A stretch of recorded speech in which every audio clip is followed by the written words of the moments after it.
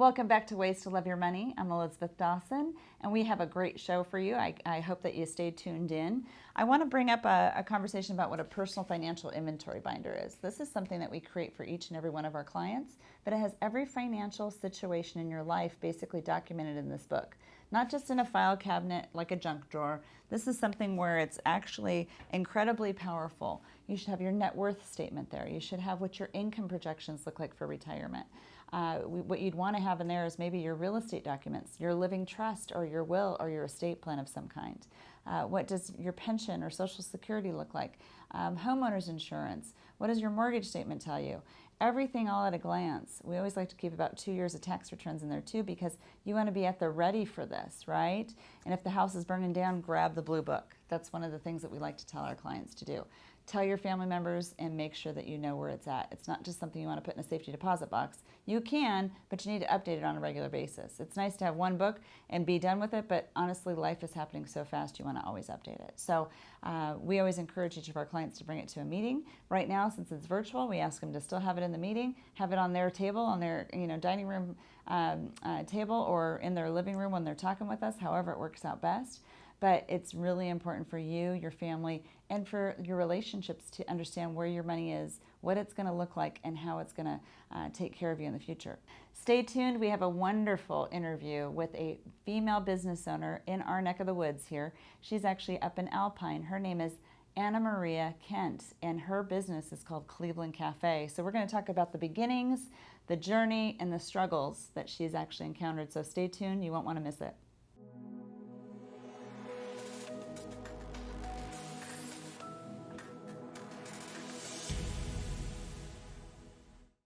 Thanks for staying tuned. I can't wait to introduce you to our guest here, Miss Anamaria Kent, and she is a women entrepreneur that is, she's got a little coffee shop up in Alpine, kind of my neck of the woods. But without further ado, I'm going to just introduce you to Anamaria, and it's the name of her business is called Cleveland Cafe. Check it out and stay tuned. So welcome. So nice to meet you. I know we were just chatting a little bit offline. Yes, hi, nice to meet you as well. Yes. So you're a female entrepreneur. I think one of the things that I read about you was one of your biggest accomplishments that you just love is the fact that you opened up Cleveland Cafe. Yeah, that's been a dream of mine for the longest time. It's going to sound a little funny, but it kind of stemmed from the show One Tree Hill. Okay. There's like a community little base cafe, and I always wanted that. And I love food, and I love coffee, so here we are. So tell me a little bit about, the cafe. What is your kind of claim to fame there? What is like your specialty item? So our specialty is my mom's crepes. They're delicious. And we also have, I like to think, the best cold brew in San Diego. Oh. So yes, we're very well known for our crepes and our cold brew. I actually have some regulars who come from Escondido for my cold brew and crepes. Wow. It's a very long drive. How long have you been in business now? I think we're going on week 13 right now. Oh, okay. But it took us almost 2 years to build the cafe up. Okay. So was there? It used to be. Oh, go ahead. I was gonna say it used to be a karate shop. So a little karate studio. It was old and raggedy, and I think they were in here for about 20 years. So we had a 20-year-old space that we had to completely renovate and make into a functioning restaurant. So it took us a while. So how much square footage do you have? Do you know? 1,113 square feet. That's great. And yeah, it's a really good size. There's a lot of seating. It's really comfortable, and my favorite part of the cafe is probably our garage doors. So we have 3 huge glass garage doors, so we get all the natural light in here. And so once it kind of cools down a little bit, we'll be able to pop them open and get the fresh breeze in. How has COVID, the shutdown and everything like that, how's that affected your business? Well, so since we didn't open before COVID, and I didn't really plan to open during a global pandemic, we were estimating to be much busier, especially, I guess I would have been open 7 days a week. Currently I'm open 5 days a week because we weren't able to hire as many helping hands. Mm. So it's a little bit slower than I anticipated, but it's been picking up a lot, and that's without me even doing any sort of marketing or promoting. That's great. It's all word of mouth, and so we've just progressively gotten busier, and we're very happy about it. But ideally, I would love to be open 7 days a week, but not have to be in here 7 days a week working from 7 in the morning till 4 in the afternoon. Oh my. So what are your busiest days? What are your busiest days in the cafe?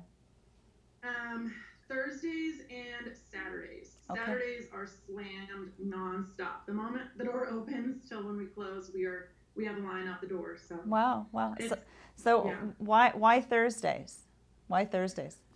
I have absolutely no idea. Maybe people are ready for the weekend. We are actually like the last exit before like a society before people book it to Arizona. So I feel like a lot of people just stop in on Thursdays on their way out of town to the river, to the lake, or just back home to Arizona. Okay. So this is a money show. So Wealth by Design is a money show, and I think that your goals, dreams, and desires have been based on the fact that you wanted to build this coffee shop. Yes. So tell me a little bit about that. Tell me about your journey. My journey. So, I actually used to work in the mortgage industry before this. Okay. I am not a person to sit behind a computer and not talk to people. I'm a very social person. So for me, it was kind of miserable. It was a great learning curve, and I was able to learn a lot about myself, a lot of patience. And I then realized, okay, I can't do this anymore. And so oddly enough, we were in between escrows, and my parents were purchasing a new home in Alpine. And instead of a 30-day escrow, it was a 90-day escrow. So we were kind of like in this weird predicament where we had no place to be because the other home was closed. This one still wasn't closed, so we had to stay at the hotel in the same shopping center. Oh my gosh. So and we were there for a month. It was actually kind of nice. It was relaxing, no cooking, no nothing. But I noticed that there wasn't really anything in the shopping center, nowhere to kind of like go and sit down, relax, have a coffee, and Alpine didn't really have anything like that. And this was just a little dream that I've always had. I never knew when or if it was going to happen, but we're just after I believe it was our second to last day, I was actually talking to my parents about it. I was like, well, I feel like this shopping center needs like a little coffee shop or something. And it was just out of the blue. There was no place to rent. There was absolutely nothing available. And so I want to say about a month down the road, we were already in our new home, and we were driving in the shopping center. I don't remember why I went in here, but we were driving back here, and I noticed a for lease sign. And I just looked at my mom. I'm like, this is what I have to do. Let's take a look at it. Let's see if we can do this. And I'm the one that has big dreams and always says, oh, I want to do this and I want to do that. And my dad is he was kind of like my rock, my pillar, where he would kind of bring me back to earth. Like, okay, you don't have $10 million to do that. Let's relax a little bit. So, I told him, I was like, I want to open this coffee shop. My mom is already baking all the time. She's cooking all the time. She bakes and cooks for all the neighbors. So let's do it as a business where instead of just always doing it and giving it, this way she can actually make a living from it. And I can do the same thing with coffee. And so he was like, I think this is a fantastic idea. Yes. And I looked at my mom, and that was that moment, like, can we just freeze this and frame this moment, because he just said yes. Through all crazy dreams and aspirations, he actually said yes to something. So I was like, okay, let's do this. So we negotiated this lease it took us about 6 months. Wow. And yeah, I finally got it. And from that moment, it's been a roller coaster. A lot of ups and downs that I never saw coming. It's definitely way more expensive than I planned for, but just getting to the point to see from where it was to where it is now is probably one of the greatest feelings. I don't know how I saw what I saw. Yeah. But it just happened. Everything kind of played into it. And I think everything happens for a reason. And I am also a firm believer of when you want something, and if you really are dreaming of something and you work towards something, and you hope for it, not a specific thing, but just hope for something, like a dream of some sort. Like, this was my dream, just this business. And I'm one of those people that believes things will happen, and they'll happen at the right time. And I feel like this did happen at the right time, even though I had to open in a pandemic, but it taught me so much about myself. It taught me about life. It taught me about people. It taught me about patience with family when you go into business. It was a huge learning curve, and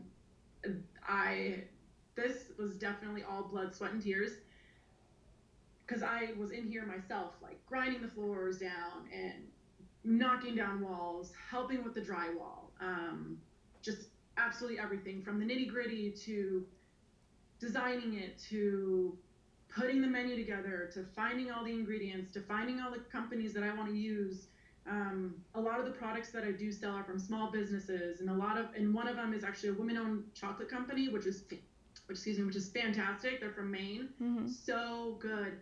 And I love supporting things like that. And so I was just trying to piece together and try to support as many local companies and make this place the most comfortable and welcoming place that I could possibly make for everybody and for myself. And so I think my whole little journey from beginning to the end was,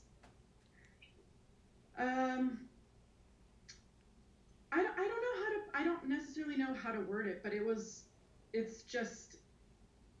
feels like home, and it feels like something bigger than I have ever anticipated.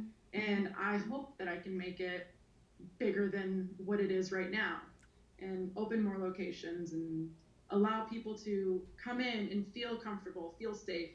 So my whole thing was just to make a safe place and a comfortable place. And I think I did that. So it sounds like you did. It sounds like you did. What have been your greatest, I guess, financial concerns throughout this whole process that you built your business? Well, I think I think the operating costs right now are a bit of a concern. Before that, it was all the equipment costs, because there are a lot of regulations that we do have to follow, especially in California. And building this cafe, I did not anticipate having as many sinks as I have, but it's just to follow the code. And so there are so many little things that I didn't know, and now I do know. Like in the future, if I or when I open another location, I know to go into a place that was a restaurant beforehand. Otherwise, permitting and the costs and building it up is just, it's ridiculous. And so you won't do another karate store. Oh God, no, never again. No. I think I under budgeted by about $75,000. Wow. So okay. Yeah. So it was definitely stressful, but so Anamaria, is this your business, or is it a family business? I mean, it sounds like you've got mom and dad's support. I do have mom. And I know you're married. Is your husband part of the support too? Yes. So it's my mom and I. This is our business. But she is in this because she wanted to help. Like, I guess she wanted to help me make my dreams come true. So she's been a huge supporter, even though we butt heads, but that's normal. She's been a huge part of it, and I can't give her enough credit, because people are coming back for these crepes and for her baked goods, and just she does have a great energy, and she's been a huge support. Pain in my butt, but I love her anyways. My dad is a huge support system, and as well as my husband, and he's the one that calms me and makes things very simple and pragmatic. and helps me come back to that place. And so I don't, I guess, over stress and over worry about things. But I do have a huge support system behind me, and I definitely could not have done it without any of those people. So I have another question for you. My question is that, on this journey to kind of build something so big, where did you have any financial anxieties, money anxieties, stressors, struggles? Is there anything that you would tell maybe another female entrepreneur out there or a male entrepreneur about starting this goal, starting this dream, and then being able to build it? Were there any pitfalls along the way that said you were going to stop, or was it pretty much it just kind of flowed with all your hard work? Oh, wow. It definitely didn't flow. It's building, I guess I would say in my case, a restaurant is very difficult, and it's very expensive, and there's so many things that come along the way that are completely unexpected. And so I think my one piece of advice would be over budget, and try to stay calm and expect the unexpected, because something is always going to come up. And I think over budgeting, I'm going to stress it, just over budget, because I did not, and it really did affect me, and it did slow a lot of things down. It slowed the process down because I didn't have it, and so I had to figure it out. And it was a stressor. And luckily, my dad is friends with a lot of people, with a lot of friends. Like, a lot of his friends are in construction and plumbing and this and that, and so a lot of them were able to help me out, basically just at cost, to help me get my doors open. So I guess the big question, was it worth it? What do y'all think? Yes. Was it worth it? Yes, I would imagine it was. So is it giving you more freedom? Has it given you, it gave you your dream. It did give me my dream, but it didn't give me my freedom. Yeah. Pay off. Yeah, well, that's the big thing. It has to be worth it. Yeah, it is. And it's still in the very beginning, and unfortunately it's during COVID, but we're able to survive, which I feel like not a lot of people were fortunate enough to do during this time. And so I am happy about it, and I love coming in, and I love seeing my regulars. I love seeing new faces, and then them returning. It's very rewarding. That's where I kind of want to take this to just the last question, because money matters are kind of a thing. And I know that one of the things that you shared with me too was that, you make the money, but you don't necessarily like to balance the money. And how has your relationship with money grown since now you've been a business owner longer than 3 months, but, because you had to build it all, but how has your relationship with money changed since you went through that journey? I know, I come up with the tough questions. I used to just shop and swipe, and nobody's business. And I just would do it. I didn't care. And today I care. So that's great. It's prioritizing and understanding how much time goes into everything that I spend in every expense. And so now it's a much different relationship. It's a more serious relationship. Instead of just treating it like nothing and like it just grows on trees, because it really doesn't. Nope. It takes a lot of work. So now I still hate balancing it. I hate it. I don't know. As a business owner, I should be very well versed in this, but I'm terrible. I hate it, and I try to push it onto my husband. Well, this is where I always say that there's a professional for everything, isn't there? So find that professional that can help you out with that part if you can't do it yourself. But I'm so glad that you've taken the time to be on our show today. It's been a pleasure to have you. I know that there's still so much that we could talk about, just fun facts and things like that about you, because you shared. But I commend you. I'm proud of you. Female business owner out there doing it in probably the toughest time of the world, going through a pandemic to try and open and become prosperous. And it sounds like your business is doing really well. and in an unfortunate situation that the whole country and the world is in. So I commend you. I love the flag behind you. That's amazing. And I can't wait to come and spend some time with you myself.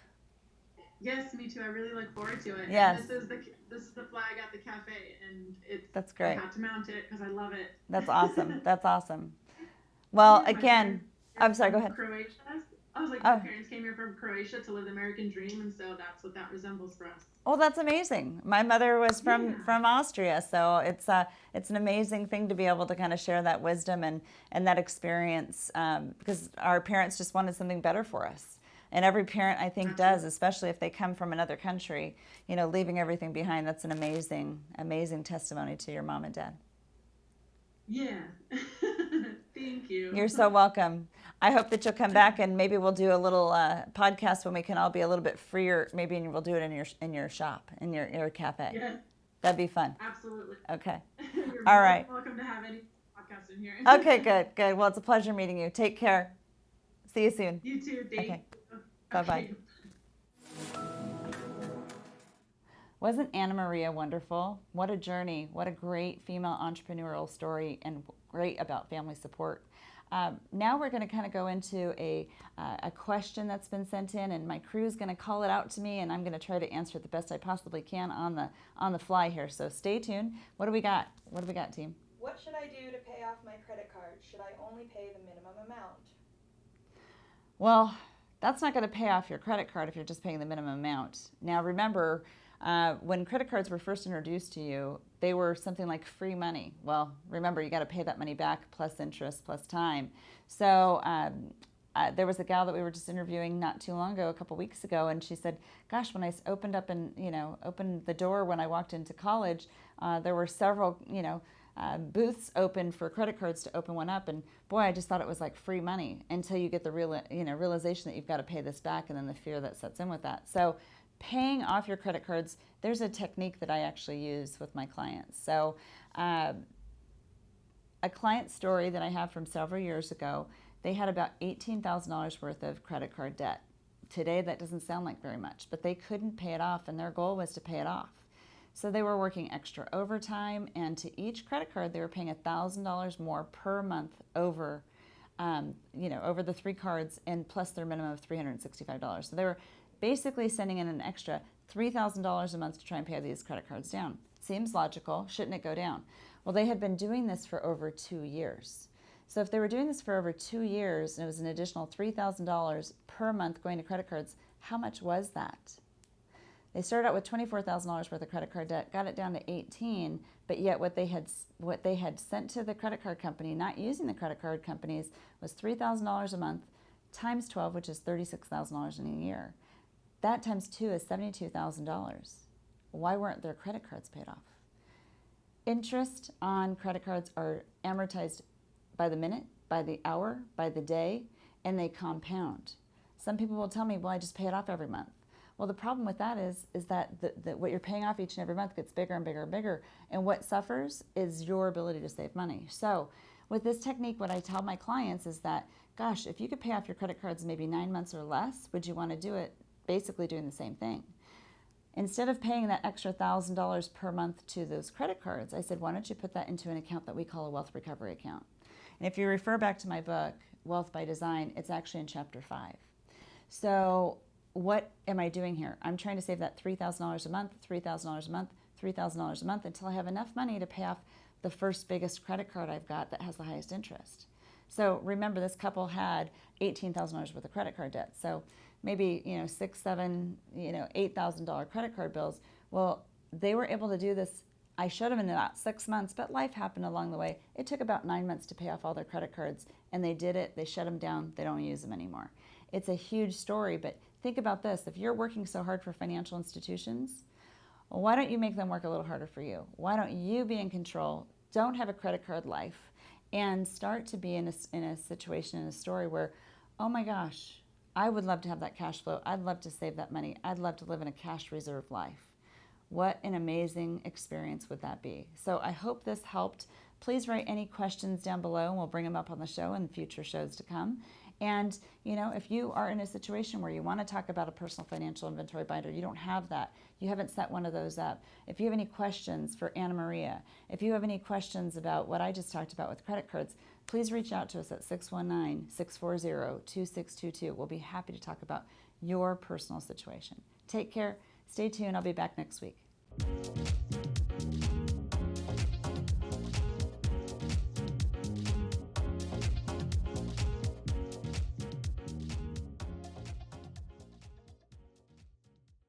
The information provided in this show is for informational and educational purposes only. This show is not investment advice, nor is it intended to address the financial needs of any particular viewer. The opinions expressed on this show are not intended to be an endorsement of any particular investment strategy or service of any other kind. You must make an independent decision regarding investments or strategies mentioned throughout the show. Before acting on information in this show, you should consider whether it is suitable for your particular situation and strongly consider seeking advice from a financial advisor.